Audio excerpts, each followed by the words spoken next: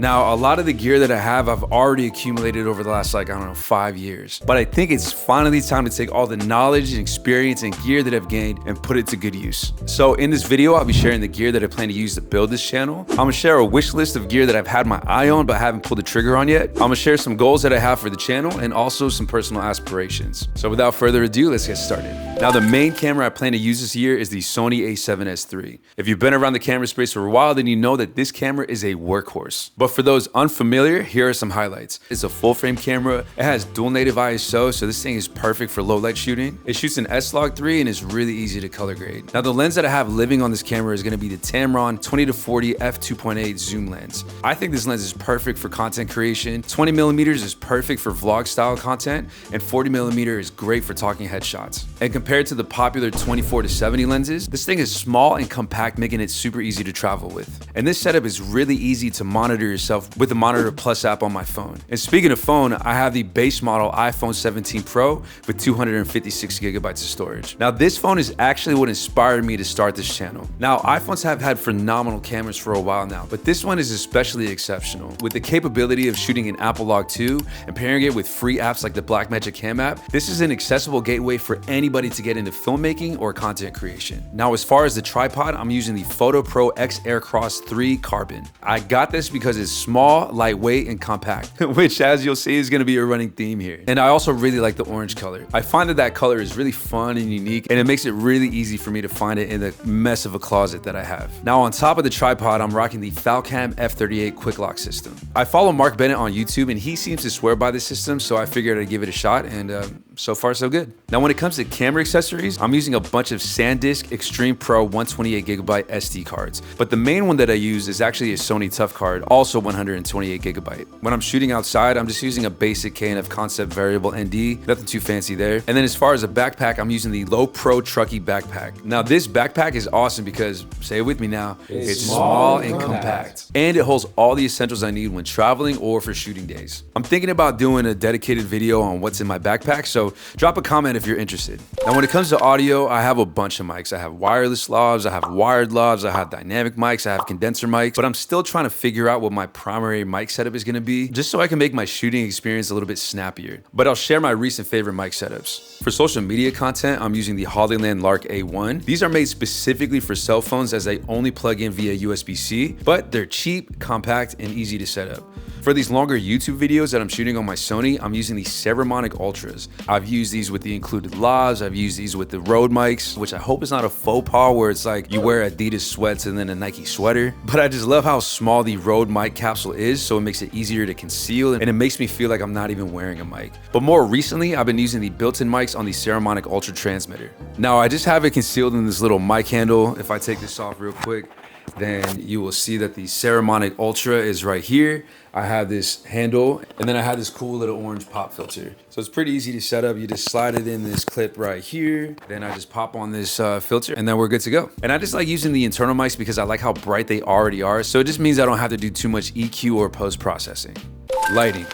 Now, I've really been enjoying shooting outside, and I want to continue that theme. I think since the lockdown, I've kind of become like a cave dweller. So this year I want to make it a point to be outside more, not just for YouTube, but just outside in general. Plus, I want to take all the equipment that I plan to use on this channel and actually use it outside so I can share with you real world results, how it feels in the real world, when it's appropriate to use a particular piece of gear, and who a particular product may be for. But with that said, obviously, as you can see in this video, I do have some lights for when I have to shoot inside. My main key light is a Zhiyun Molus 100X. I bought this a few years ago, and I was really loving that this is small, compact, and it can also be powered via battery, which is super convenient. It's also nice because you can buy an accessory that converts the proprietary mount into a Bowens mount. I don't have anything crazy to adapt to the Bowens mount, just this little Ulanzi softbox with the egg crate diffusion. I also have these little Ulanzi eye lights that I've also had for years, and I plan to use them as accent lights. And as you can see, I actually have one right behind the monitor right here that's just like magnetically attached, which I think is pretty cool and convenient. Now, as far as my desk goes, I have this Best Buy standing desk, and this has been one of my favorite investments. It's pretty reliable and it does exactly what it needs to do. On either side of my desk, I have some KRK Rocket 5s that I think my brother bought me like 10 years ago, and they've been doing well by me, so why fix what ain't broke? The KRK monitors are plugged into the Focusrite Scarlett 4i4, which are great because I have independent control of the monitor mix coming out of the speakers while still allowing me to adjust the headphone volume separately. I'm a big fan of physical knobs and buttons, so anytime I can get that in an accessory, I'll take it. For the keyboard and mouse, I'm rocking some Logitech tech.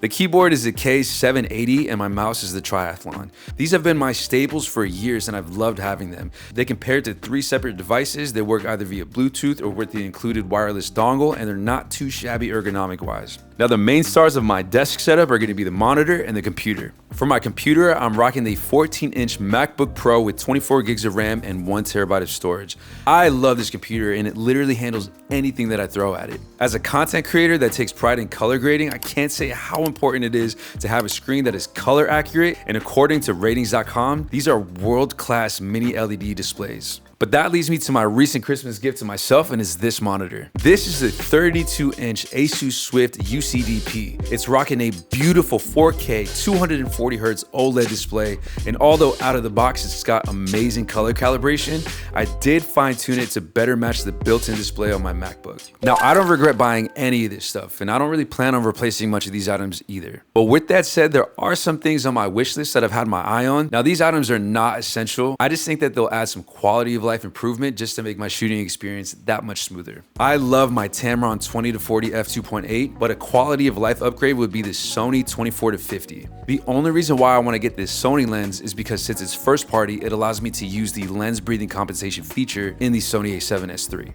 Now, I don't hate when I see lens breathing, but I don't love it either. So if I had to replace the Tamron, then it would probably be the Sony. Another lens I'd love to pick up would be the Laowa 10mm zero distortion lens because it's super unique and I think would be fun to use. Now, I love audio, but it's super annoying sometimes. These Saramonic Ultras are great, but I have had my eye on the DJI Mic 3 or the Mini. I've also had my eye on the Saramonic Air and the Hollyland Lark M2, and all for the reason that all 4 of these mic systems are small and compact, especially compared to the Saramonic Ultras. I'm not a big fan of when I see mics clipped onto a shirt and then the collar sort of droops down, so that's the reason why I want to get smaller setups, just because they're smaller and lighter and won't droop collars as much. But again, my Saramonic Ultras are great. Now, the PhotoPro carbon fiber tripod that I have is great. It's super lightweight and it's easy to travel with, especially when I go outside shooting content, but it's almost too lightweight when I'm shooting here at my home. I have to be super careful when I'm walking around it because just the slightest nudge will completely shift the tripod, and then I have to readjust my shot just to get everything looking right. I still don't want anything fancy like a cinema grade tripod,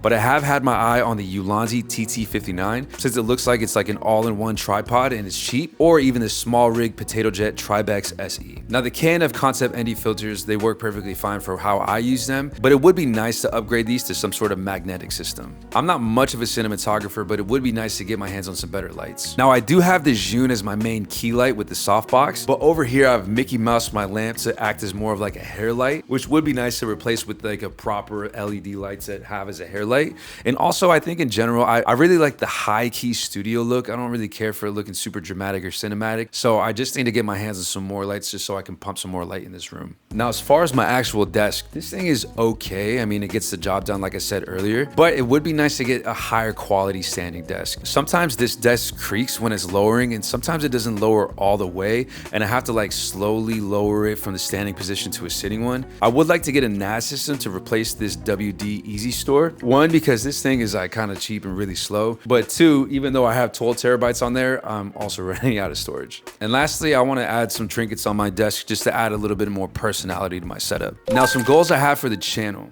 The first goal I'm setting for myself for 2026 is to reach 10,000 subscribers. I'm currently just shy of 1,000 subscribers, but you know, I'm gonna shoot for the stars and hopefully land in some clouds. I want to also cover more cameras on the channel. As of late, I've been really focusing on the iPhone, which is cool, but I want to venture out. I want to cover action cameras, 360 cameras, drones, DSLRs, and lenses, but I also don't want to just regurgitate specs. I do want to share more anecdotal experience with these cameras and actually use them and hold them and shoot with them. So that way I can give you a full review and not just tech specs. I want to make more LUTs for you guys. I currently only have some for the Apple Log 2 profile, but I really do hope to provide more quality LUTs for you guys for any camera system. But in the meantime, if you want to support the channel, then hit the link in the description to purchase my Apple Log 2 LUTs. I've been using this LUT for all of my Apple Log 2 color grading, and I really do stand by it. So like I said, if you want to support the channel, go ahead and check out the link in the description. Now, some other goals: I want to be better at scripting and talking to the camera more candidly. I have a background in music, which if you're interested in checking out my group, we're called Apollo Bebop. It's a hip hop jazz group from Santa Ana, California. But with that background, I've had a lot of experience performing and talking to crowds. But for whatever reason, when I have to talk in front of a camera, I just like